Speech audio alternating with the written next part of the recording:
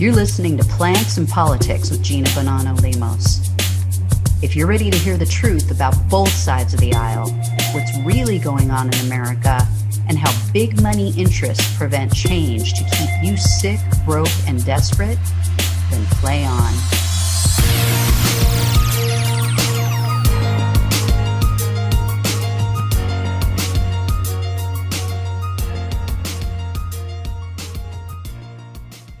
Welcome to Plants and Politics. Today I've got an incredible guest here to share some information with you guys, to give his thoughts and feelings on what's going on in the country. So I welcome Jason Jones, correct? Yeah, absolutely. Yes. Okay, so Jason, Yes. tell us about yourself. What do you do? You're a husband, Okay. a father. Yeah. Husband, father, musician, record label owner, newly inspired activist. You know. Cool. Very cool. So you're a busy man. Yeah. You know.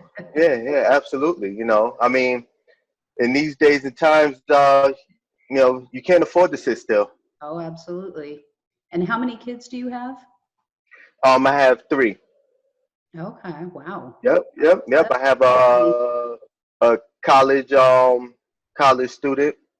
I have a high schooler and I have a middle schooler. Oh, wow. Okay. Yeah, you are busy. Yeah. So just to kind of let the audience know, Jason and I are both members of a group on Facebook called Vegans for Black Lives Matter. And we're trying to bring awareness to issues, trying to help people understand how to think about things. And I reached out to some people in the group recently because I was seeing a lot of posts on Facebook from fellow vegans that were really just pissing me off. Really kind of, you know, taking the mask off of some of these people and sharing information that I feel is not relevant and trying to almost justify, or not trying to, I mean, and not almost, really justifying the murder of George Floyd. And so, you know, as a little white woman with blonde hair in California, I felt like, yeah, okay, I can share my outrage over it and what I feel, but I wanted to get feedback from people who live this experience every day, right? Because I have a lot of Black friends and they share their thoughts and feelings with me. They know they can trust me. They know I have their back. So they tell me the truth about what they go through, some of the experiences they and their children have had. But I want to bring those stories to the public, you know? Yeah. Instead of hearing talking heads on mainstream media and the pundits who are all wealthy and never experience the police in the same way as you might. I feel that it's important to have average Americans out there talking about their experiences. So can you share with me, first of all, how did you feel watching that video of George Floyd? Okay, so with the video, okay, watching this man being executed, sadly enough, you know, I felt bad, but at the same time, it was just kind of like par for the course. You know, it was one of these things where this is not unusual. And you got to understand is that, you know, since technology has evolved, you know, for us to see these things, you know, as much as we knew they were happening, you know, to see them, you know, it just really brings it to a whole nother level. It brings it to a whole nother stratosphere, you know, because me being a young Black man growing up in Springfield, Massachusetts, okay, my only outlook into the world of other Black Americans was through music, through hip hop music. You know, so when NWA came out and said "fuck the police," and you actually go and listen to the lyrics, Mm-hmm. It's like, wow, this is in California. This is, surfing, beaches.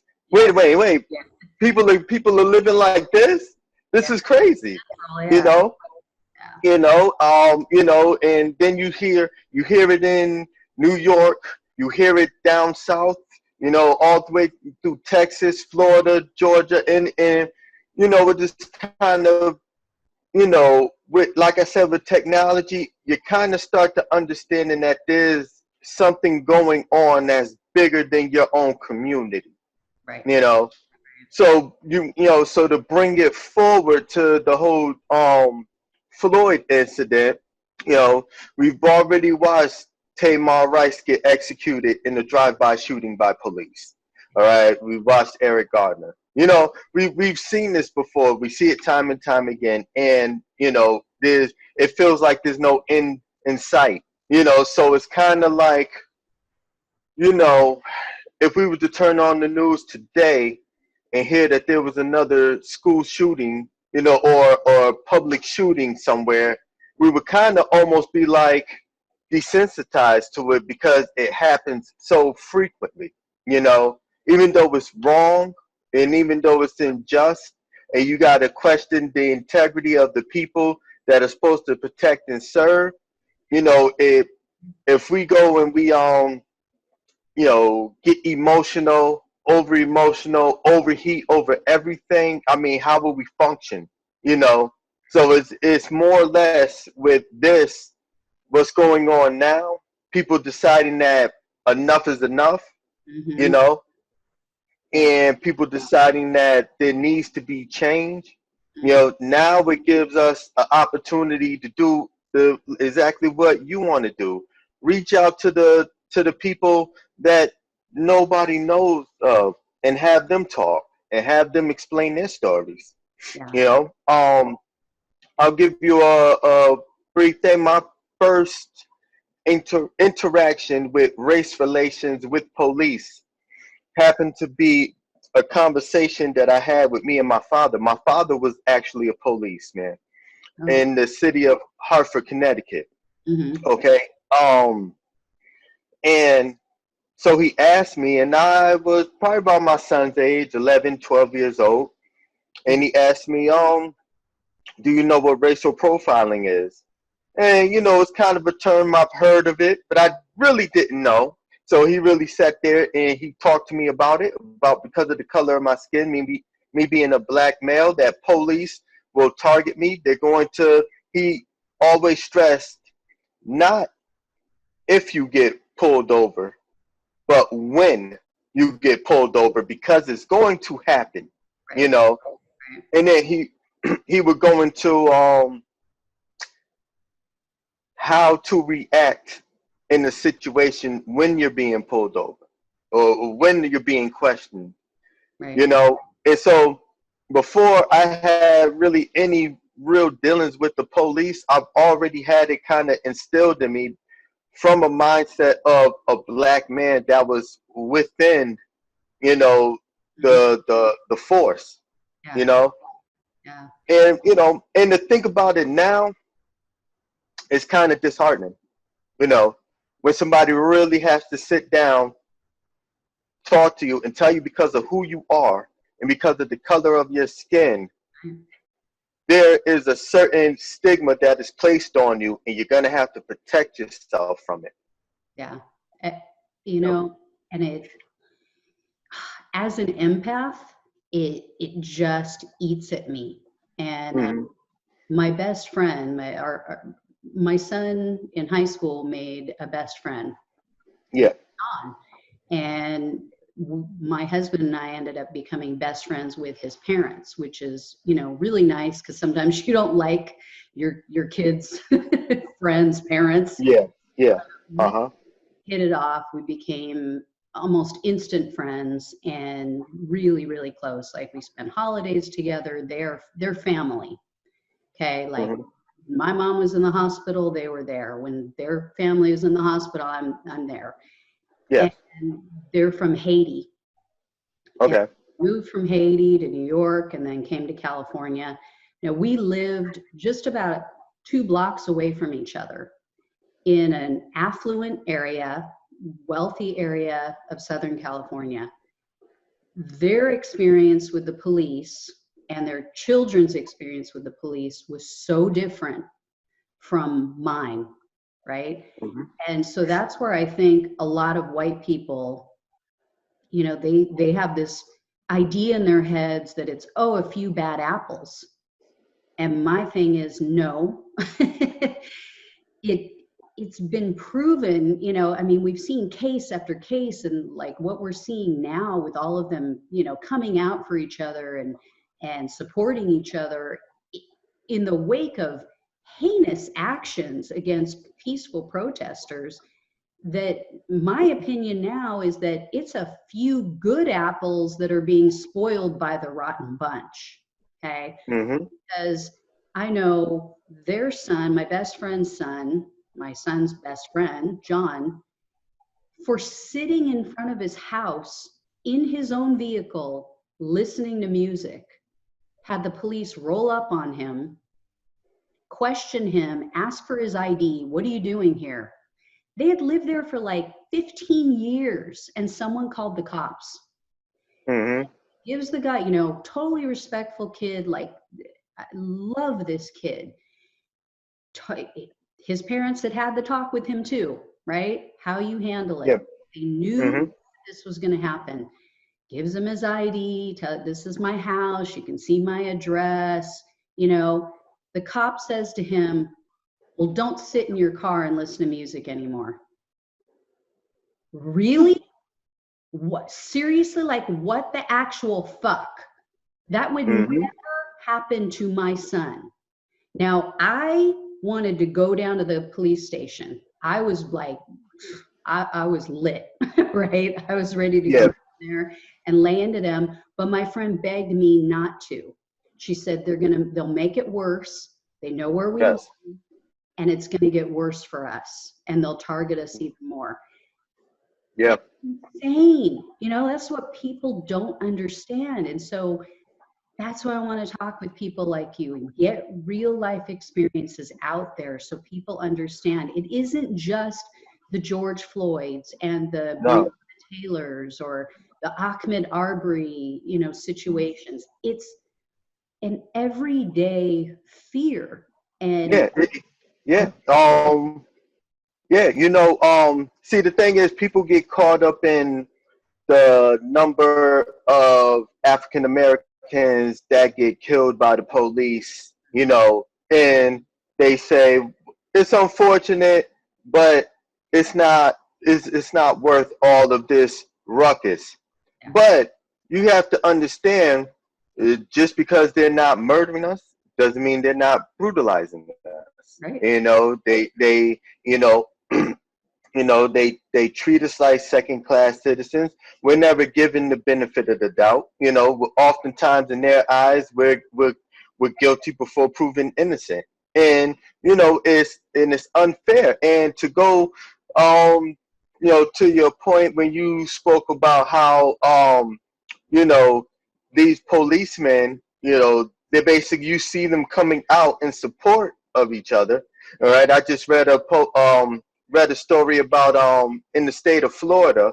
There's a county sheriff that sent out a statement saying to all the police officers that's been fired recently, and the 52 that resigned from Buffalo, we're looking for police officers and we will not fire you for doing your job, and so on and so forth. So, you know, and yeah, and it brings me back to what I said about, you know, the conversation with my father as he, you know, went into it. He said to me, listen, you know, do not ever try to fight the police, even if morally they're in the wrong. Because if you try to fight them, defend yourself, they're going to fuck you up, if not worse. Right. And then what they're going to do is they're going to get together and they're going to get their story straight. And then it's your word versus them. And they have the system on their side. They have the judges, the lawyers, DAs. Everything is stacked in their favor. They will never look at a police officer and say that the police officer is telling a falsehood. Yeah, no, especially if there's no evidence, you know? they're automatically given the benefit of the doubt because of who they are. Absolutely. But Yeah. then you find out that even one of the cops who was involved in George Floyd's death, he has a criminal record. It's like, he's a cop and he has a criminal record and they made him a cop. Yes.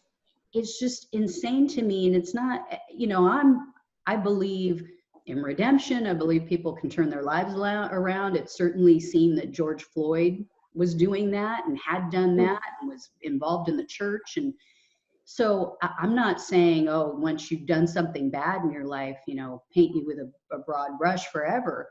But, people putting out information about George Floyd's history are ignoring the cops, ignoring that Derek Chauvin had, 17 or 18 complaints against him.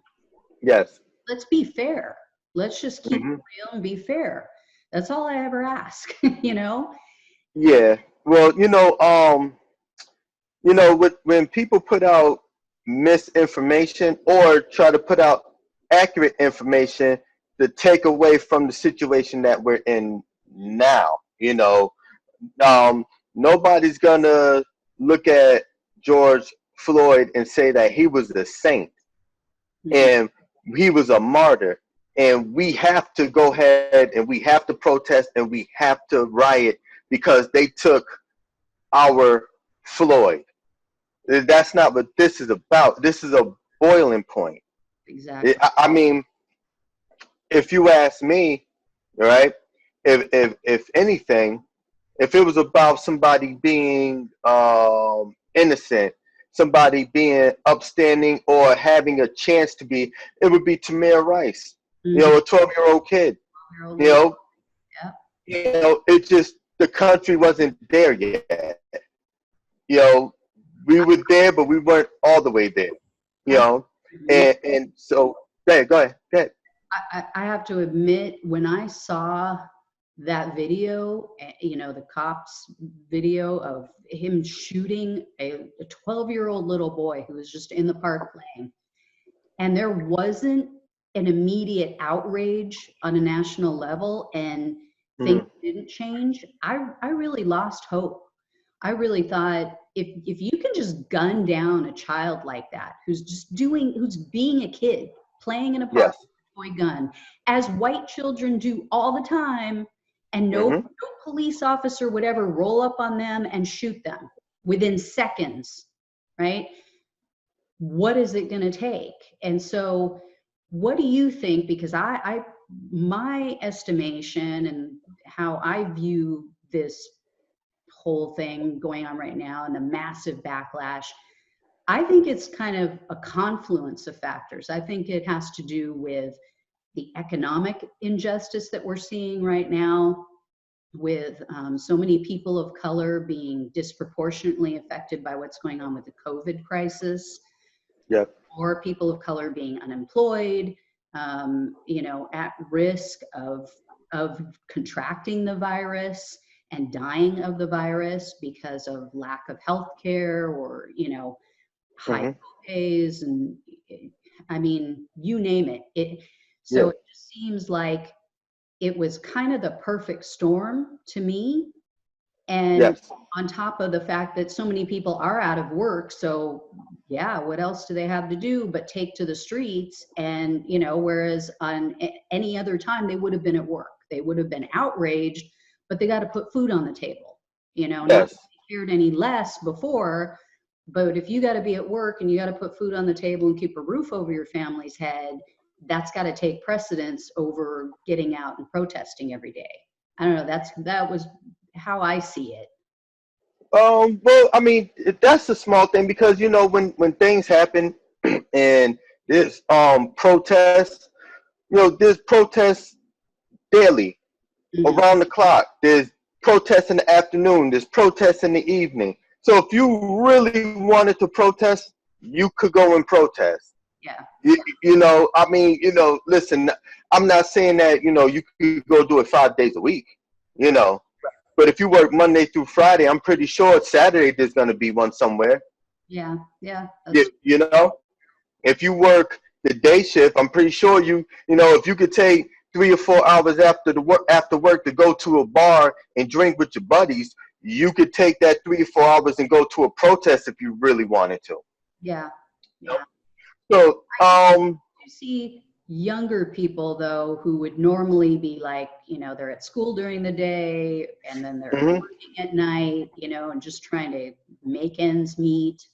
And then they got homework, before they go back to school the next day. So I see a lot of them out protesting now. So, I think it's almost a good thing, No, it's a great thing. Have more time right now to commit to. I also see that there were so many really high profile cases in such a short period of time.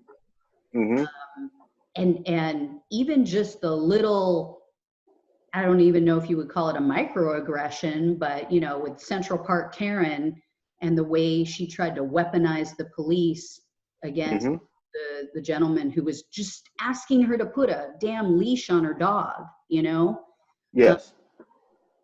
And that whole drama that she put on with calling the cops. But it just seems like, it just was a tinderbox waiting for that match.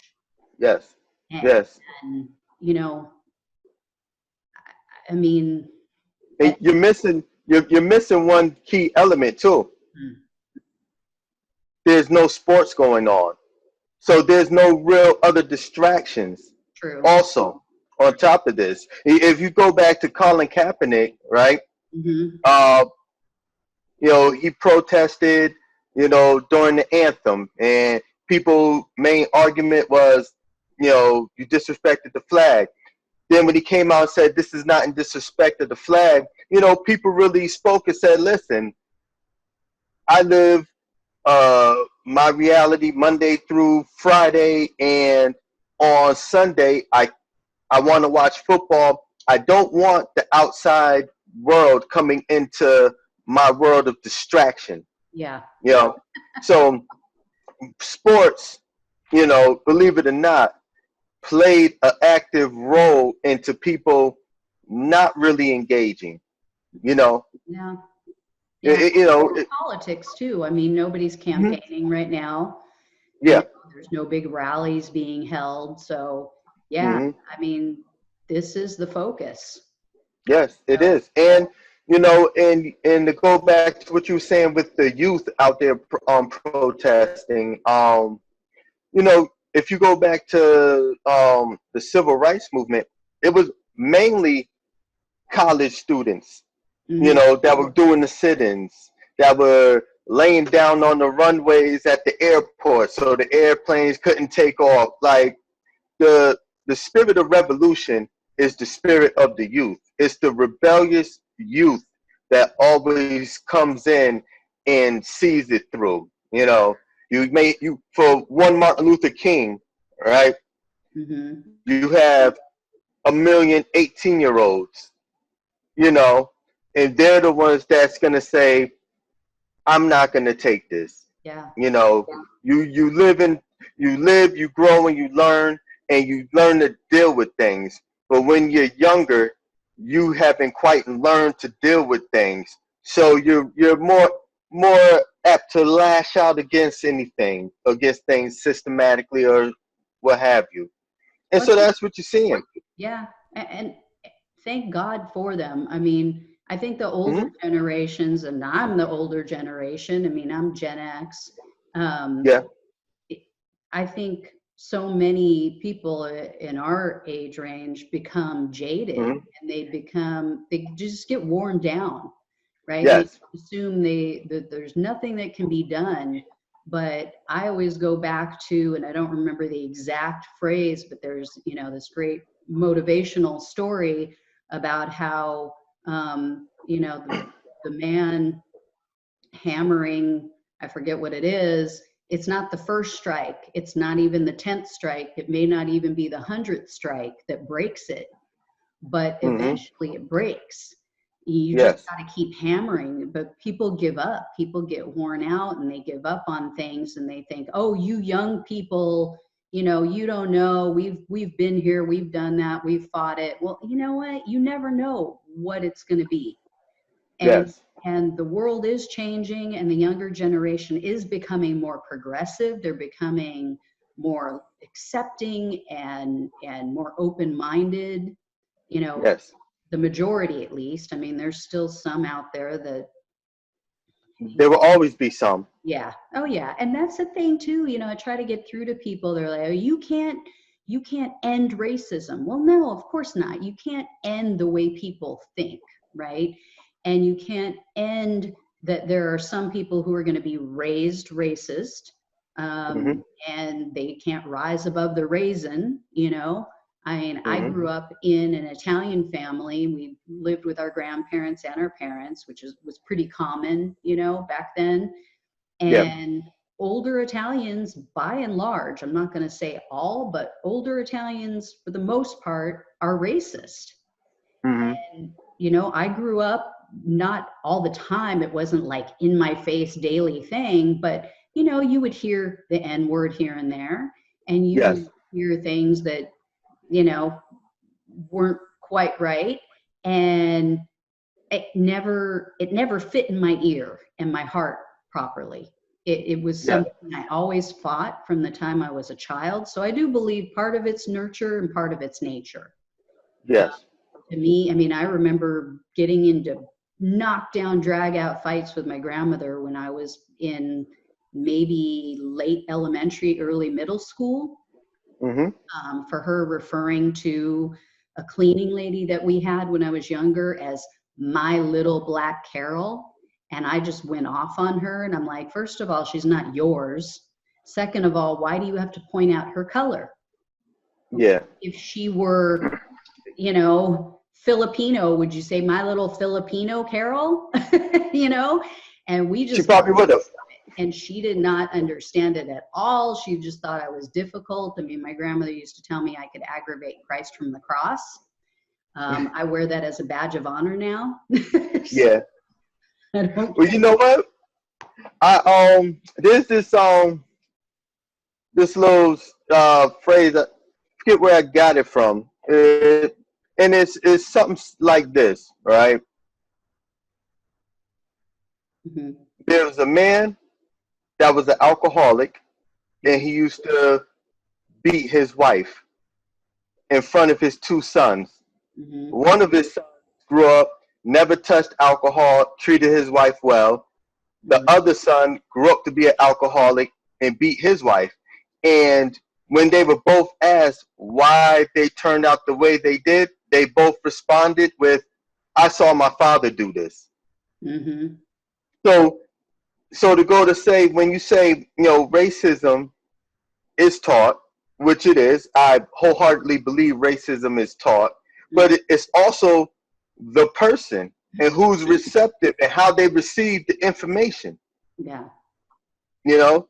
Yeah. So yeah, when you say, a person was taught to be a certain way, in that teaching, they had to be receptive to the lesson, you Correct. know, Yeah. because there's plenty of things that we see and we hear and we take in and we reject it. Mhm. Mhm.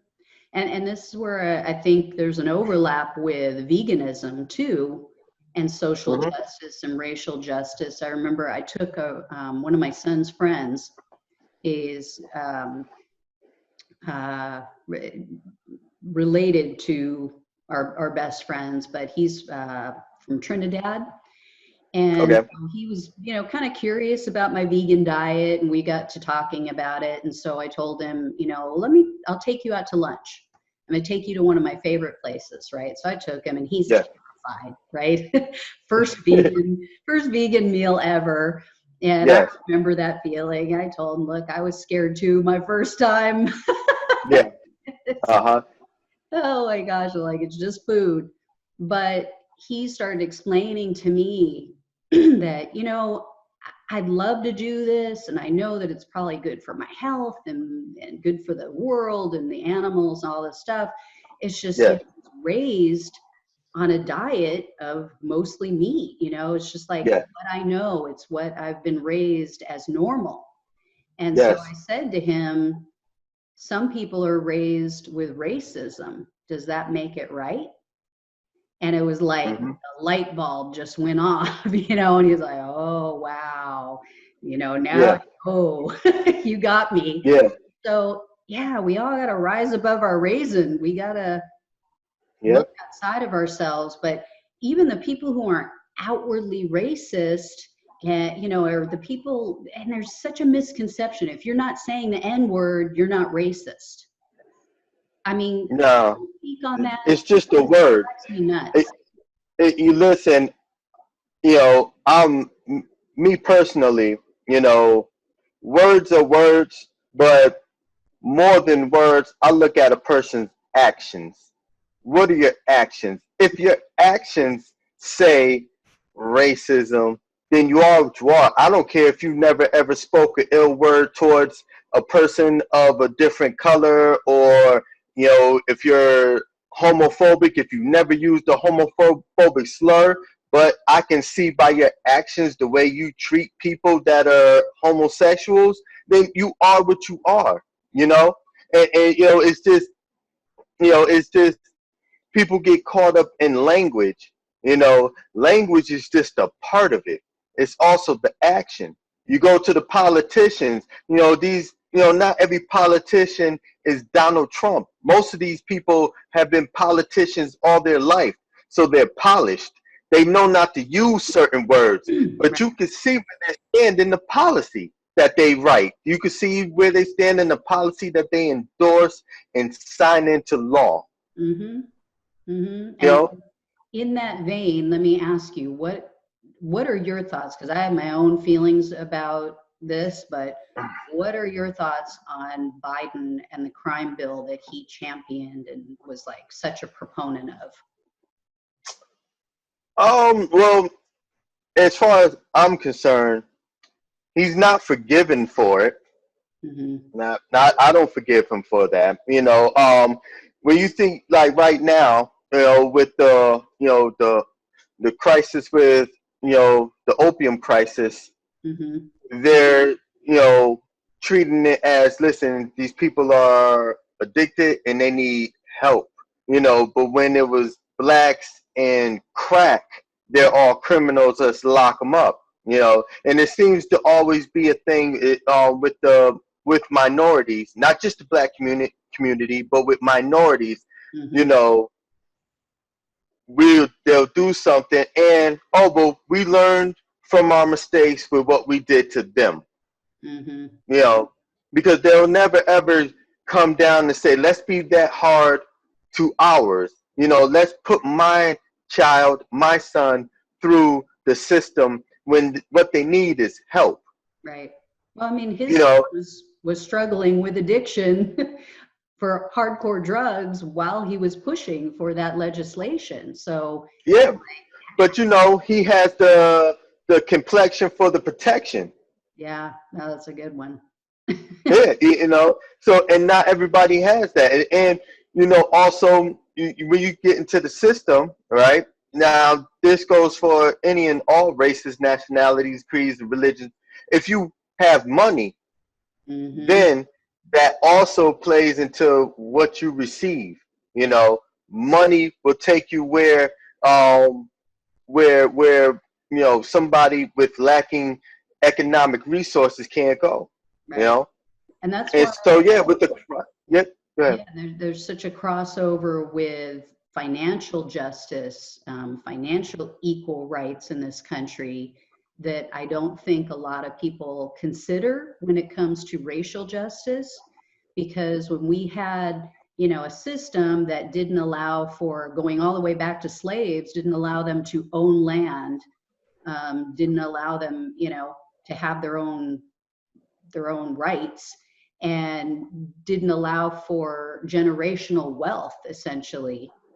Yes, And then we had ridiculous, uh, I mean, just sick and disgusting things going on, like redlining, where black people weren't yes, given loans for certain areas, yes, yes.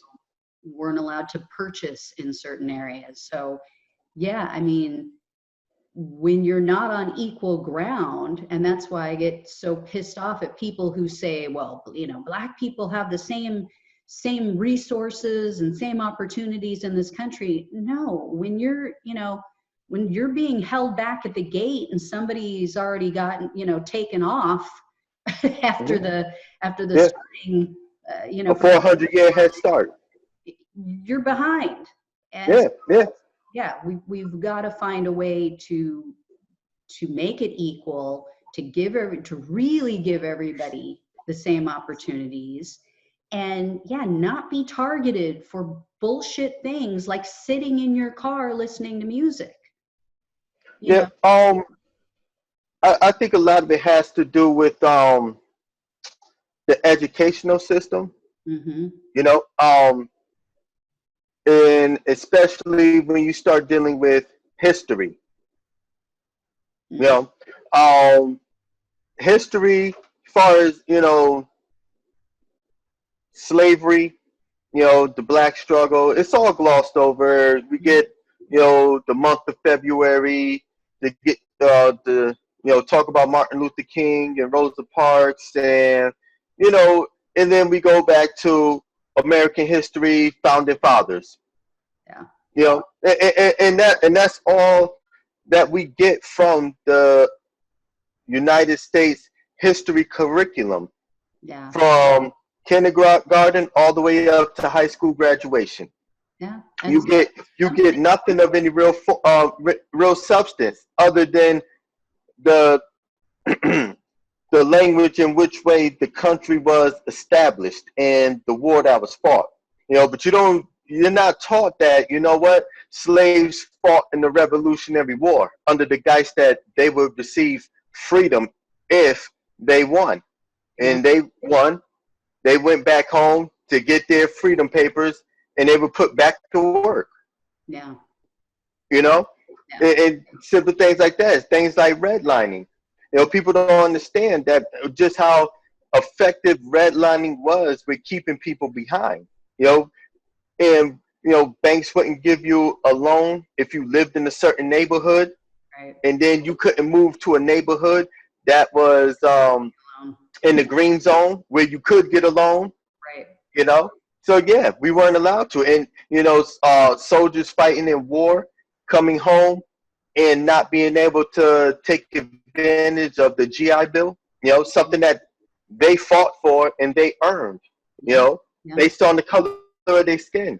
So yeah, these things have historical context, and they have you know, consequences that's outlasted decades, you mm-hmm, know, and you know, and so you're seeing some of the effects still to this day of what those policies had, right, and it's hard for certain people to see past, you know, their own economic sense, their own sense of worth, you know, and also, like, for instance, in Massachusetts, right? mm-hmm, um you know, Massachusetts is rated one of the this state holds the probably the most intelligent people in the country. You mm-hmm, know, because of the higher education institutions that are in Boston. You know, MIT, Harvard, and so on and so forth. right, You know, um, the doctors and all that. So when I hear people talking about what's going on in Chicago, or what's going on in Kentucky or St. Louis, a mm-hmm, lot of times these people are looking at the country and the globe through the lens of what it is to be from Massachusetts. And Massachusetts is not the same. We right, don't all have the same problems that other states do. mm-hmm, Because again, when you got the best and brightest people from around the country migrating to Massachusetts to go into higher education, to be a doctor, to be an engineer, to be a lawyer, you know, um, you know, there's a different train of thought. There's a higher train of thought that goes into things. And I'm not saying Massachusetts don't have problems, because it certainly does, Yeah. you know.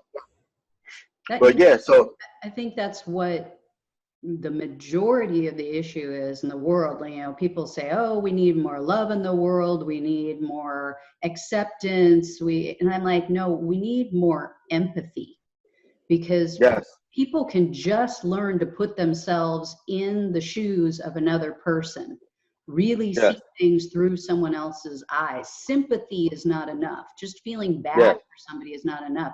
Actually yes, being able to imagine what it would be like to be another person and live their experience every day is what we mm-hmm, really need.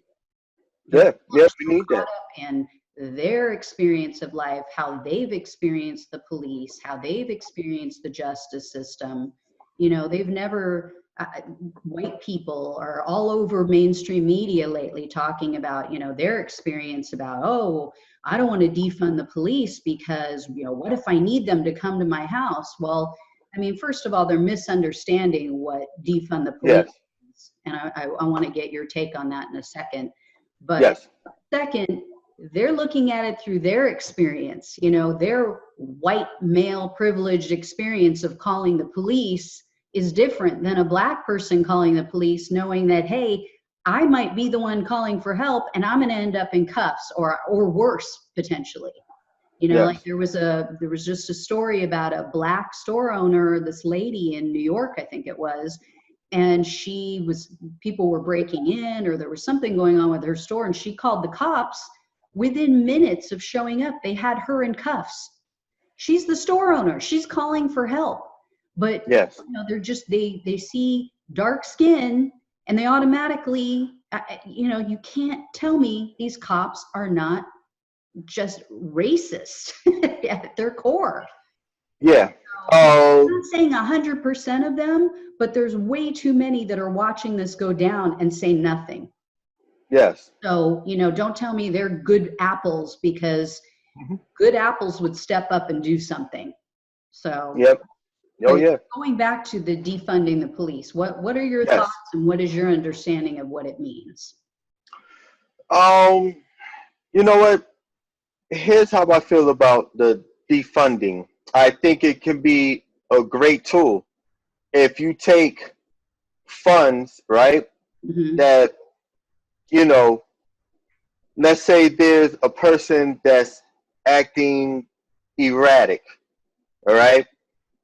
And now you're taking somebody like a policeman, you know, Right. that doesn't have any expertise in dealing with people in mental conditions or so on and so forth.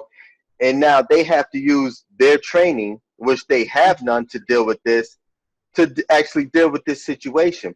So you take that now, instead of you know, calling the police, you'll call a special force of individuals that are trained to deal with people with, you know, that are having psychological breakdowns or something of that matter.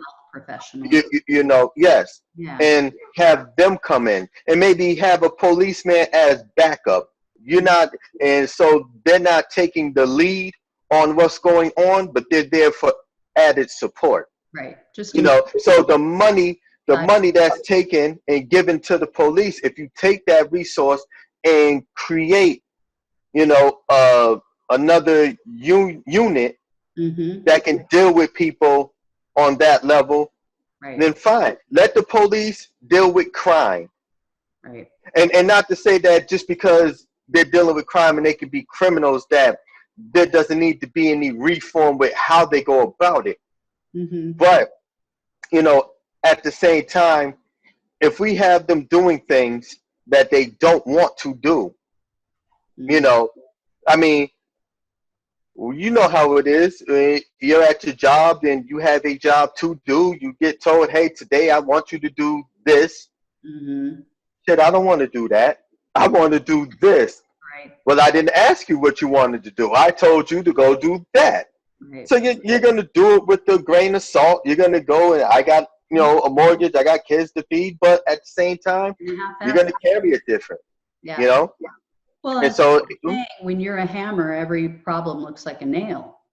So, mm-hmm, when you send the cops out to deal with situations that they're not trained to deal with, as you mentioned, like mental health issues and, mm-hmm, things like that, yeah, they're not going to deal with it well, and it can yeah, get ugly.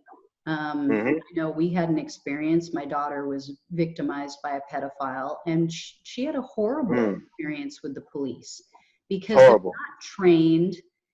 First of all, Mm-hmm, men mm-hmm, coming in and yep, talking with a young girl and mm-hmm, trying to get her to open up about what happened. That's yep, not comfortable, first of all, when it's a man who did it to you. And then yeah, second, they're not trained in nuance and how to deal with the psychological effects. And, they're like high-fiving each other when they get information. And it's like, it's just gross. I mean, these yeah, people don't know what they're doing. mm-hmm, Yeah, I don't know. It's just a bad situation to have the police in charge of everything, yeah, regardless of what the issue is. Anybody who's acting out, call the cops. yeah, So, we wouldn't call firemen in to deal with mental health issues. Why do we expect the police to handle stuff like that? yeah, absolutely, Yeah, yeah. And absolutely, that's where I think people don't understand what defund the police means. They think it means just shut it all down. We have no more cops in the country.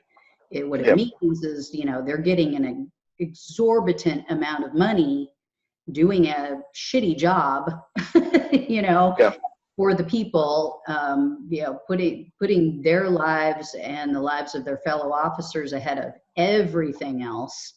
And yes, they don't know how to handle every situation. They just don't. So let's take the pressure off of them.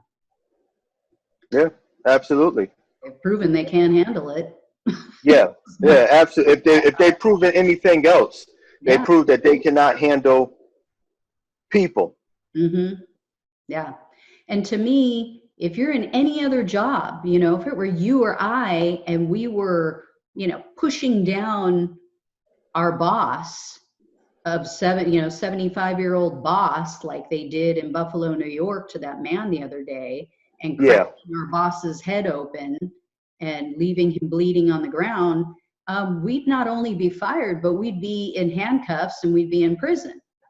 yes, And that's the way people need to look at it, because you and I are their boss. Our yeah, tax dollars pay them. They literally yes, wouldn't have a paycheck if it weren't for our tax dollars. So mm-hmm, we are in charge. We are the boss, and there are employees treating all of us like crap. mm-hmm, It's yeah, yeah, insanity. yeah.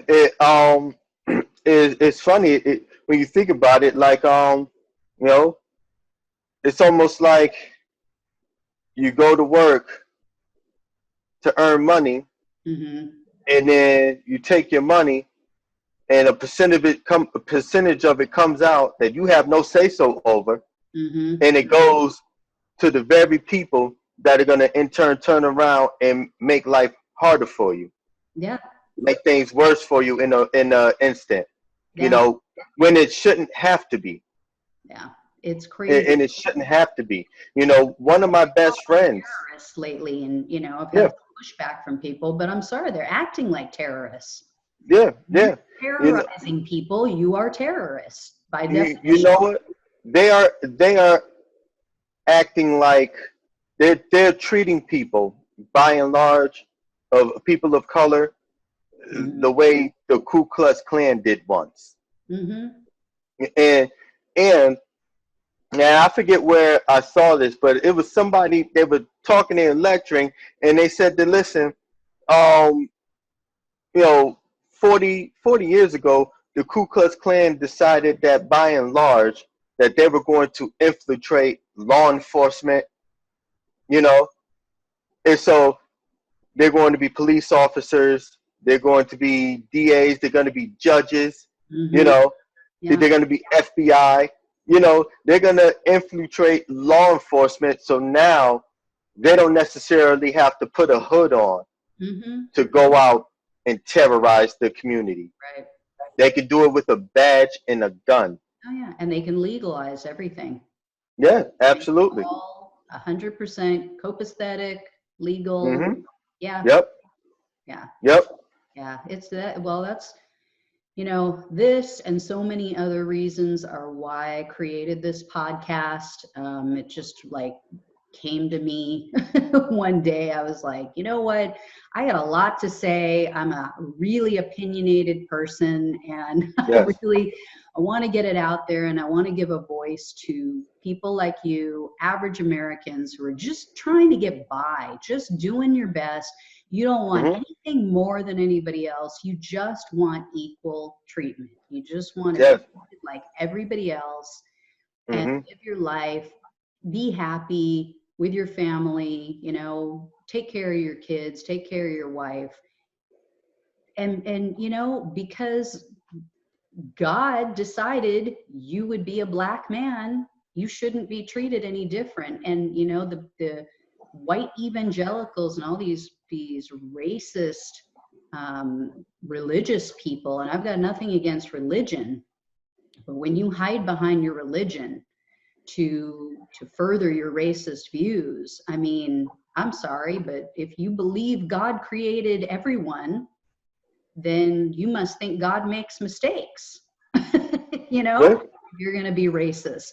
So, And also, if you're a Christian, you mhm, got to understand one thing. It's funny. A Facebook friend of mine posted this today, and he's a white man. He posted, "There's no white people in the Bible." So every prophet, yeah, every person of interest, every story are yeah, people of color. You know, you worship a man of color. yeah. Well, what do they You, say? If Jesus came back, he would be deported from the United States right now. So, I mean, it's true. but yeah, He's yeah, painted as a libtard and, yep, a crazy radical lefty, I mean, he'd probably be a Bernie supporter, you know? yeah, yeah, absolutely. Yeah, no, you're not wrong with that. And which is a shame, and it goes to show that people don't understand what they're doing, or what they're saying, or the ideology. They're just going off of, they're using little bits and pieces to further their own agenda. I think a lot of people too, they need excuses for their long held ignorant beliefs, and they, cherry pick stuff here and there, and they need something to soothe their white fragility, you know? It's sad. Yes. So, well, we are coming up on an hour, and I don't want to keep you. And I've got another interview coming up today too. But I definitely All would right. love to have you back. Would love to talk more. Oh yeah, absolutely. Anytime. Oh, awesome. Well, Oh, and also listen, hey, listen, hey, we also have to say we have to take better care of the animals. absolutely. Yeah. Because they don't deserve the treatment that they get in this world, and we have to do better. Speciesism is very much in line with racism. Yes, We yes, have to see all living beings as the same. yes, And yep, we have to let go of this idea that, this mindset of scarcity, which I think is where a lot of stuff comes from, especially when it comes to racism. It's hmm, not like if you give somebody something, you're going to have any less. yes, yes, We're all going to rise or sink together. So yep. let's take care of each other. But yeah, and is there any, do you have a website or a cause that you're involved with, or anything that you want people to know before I let you go?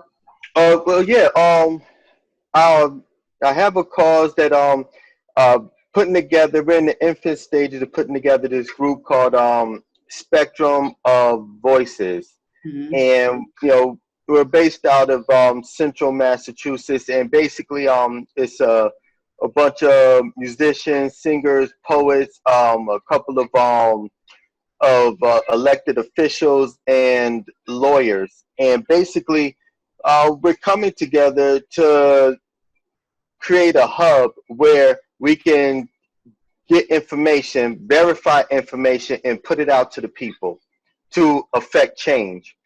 Oh, very cool. Yeah. Yes. Yeah. Facts out there right now. Yes, exactly. And when we first started coming together, the first thing I said is that we need to operate with integrity. And everything needs to be fact checked and verified, because the moment you put out something that's a half truth or simply false, you're discredited. Yeah, you lose all credibility. Yeah. Absolutely. That's perfect. Perfect. Yes. Yeah. So yeah, that's it. That, and also my record label, Abandoned Souls Entertainment. I have an album coming out shortly called The Genesis Project, and you can find that at abandonedsoulsent.com. Oh, perfect. Perfect. Yeah. I'll be sure to when you have, do you have like a website up for that, or Yes, the website for it? Yes, abandonedsoulsent.com. Okay. And you can find us on Facebook also. Okay, I will drop the link in the description box with this podcast for you. Okay. All right. Yeah, anything I can do to help. So thank you so much. I really appreciate your time this morning. And gosh, I hope things change. I hope this is the catalyst and that we will finally see some real change and not just more theater from politicians. Yeah. Well, hope is not going to get us there. Action will. Action. Yeah. I hope there's action. Yes.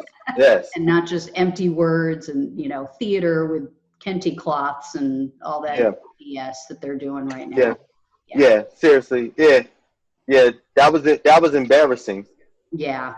It was embarrassing. It was insulting also. Yeah, my brother used to say when we were young, he would say to people, you don't know how embarrassed you should be right now. and that's how I felt for Pelosi and all of them. I was like, oh Lord, please, come on now. Yeah. Let's talk more action. They need to listen to Elvis. Yes. Yeah. Well, thank you so much, and thank you for having me. Thank you for listening to Plants and Politics, and we'll be back with you again soon with more good content and more interviews. And as always, like, subscribe, share, all that good stuff, so we can get this information out there to the masses. So, thank you again so much, Jason. Yeah, thank you. Thanks for listening to Plants and Politics. The only way we can take our country and power back is to spread the truth and build an army. So remember to like, follow, subscribe, and share on Facebook, YouTube, and wherever you listen to your podcasts. Thanks again.